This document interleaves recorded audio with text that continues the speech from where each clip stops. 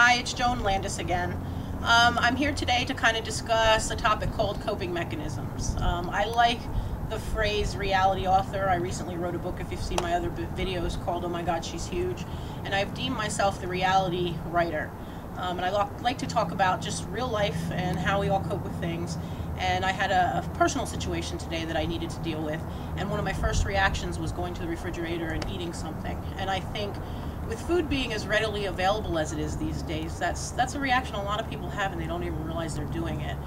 And it occurred to me that, you know, there's other ways to deal with things. We are very emotional beings, and many times from childhood on up, we're not taught how to deal with those emotions. We don't know how to deal with the pain and the hurt and the anger. And parents were often not taught, so obviously they don't know how to teach their children how to deal with those things either. So I thought, well, maybe I'll do a video discussing coping mechanisms and other behaviors, because a lot of times we do the same behaviors because that's all we know. And if we don't learn other ways of dealing with situations, we're never going to, change our behavior and make progress in how we do deal with things. So I'm sitting out here in my little gazebo. It's a place that I go to when I'm thinking. Coping mechanisms, there's many different things for many different people. There's a lot of different ways that you can kind of vent, things that you can go to feel better, make things go away for a while. One of the things that I realized as I was writing and taking my journey is music has been a huge thing for me. There are lots of songs out there with lyrics that I just turn to when I need to hear that song. There's just certain songs that I need to hear when I'm having trouble dealing with life. There's something about those lyrics that speak to me. My favorite group of all time is the Moody Blues. I don't know how old you are, but if you know anything about the 70s, Moody Blues was one of the greatest rock bands, if you ask me. They used orchestras, they used flute. It just is a very beautiful music, and they had great lyrics. There's lots of other music out there that I like too, but Moody Blues is by far my favorite. And if you look at my MySpace, you'll see there's some Moody Blues songs on there. But like I said, I'm sitting in here because nature's another thing. I've become a very spiritual person over the years, and I believe that God, turning to God, whatever you believe God to be, whether you call it source or an energy, a positive being, whether you believe in Jesus Christ, whether you believe in some other religion, just something, a higher power. A lot of the 12-step programs talk about higher power. Something that can feed you the energy and the life that you need to keep going in a positive way, not evil. I mean, you want the positive energies. You find that in nature a lot of times. I walk, I'll sit here and just think. My favorite place to be is along the ocean. I love to watch sunrises over the ocean. I feel very, very close to my higher power, my God, when I'm watching the sunrise. I just can't imagine being closer than when I'm there.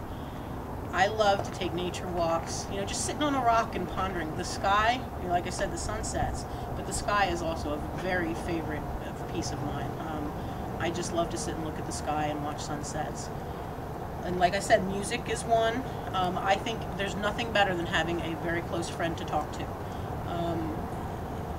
I have 2, 3 very good friends, and over the years it's been different people. But right now in this stage of my life, there's 3 friends that I go to when I need to talk about anything. Some people go do therapy, some people have 12-step groups they go to, they form close relationships there. Hopefully somebody in your family, a spouse, can be, that outlet for you. But, talking to someone else about how you're feeling and trying to define that. I've found that journaling and writing in a book about how I'm feeling, sometimes I'll just type on the computer. I have no idea what I'm typing.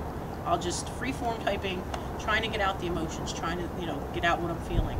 And then I'll go back and read what I wrote and thought, wow, I didn't even realize I was feeling that. So you need to, when you're trying to deal with how to change your behaviors and when you're trying to deal with a different way of doing things, you need to find what's going to work for you. Like I said, music, nature, talking to people, but trying to stay away from whatever it is that you're normally doing, whether it be food or drugs or alcohol or cigarettes. If you want to try to put those things down and find a different way, books, reading, there's so much out there, things that you can find, ideas that you can get, ways of doing things differently.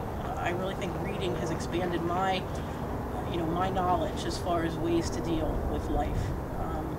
So if you have any good coping mechanisms that you think that I need to hear, because I'm always open to new things. Meditation and visualization have become very important to me too. A lot of times when I see something that I want to happen in the future, I'll sit and visualize, and I think, if there's a situation I'm trying to deal with that I want it to change, I'll visualize that change in my head and just sit and close my eyes and think about how I would like it to be different. It's a very powerful tool as well. So I'm always looking for different ways to deal with life rather than food. And I've gotten good at it. I'm still learning, so I could get some tips from anyone out there who has some good ideas as far as what I can do. So contact me through my email at joanmlandis.com and let me know what your ideas are. And I would be glad to hear from you. Until the next video, have a great day. Thanks.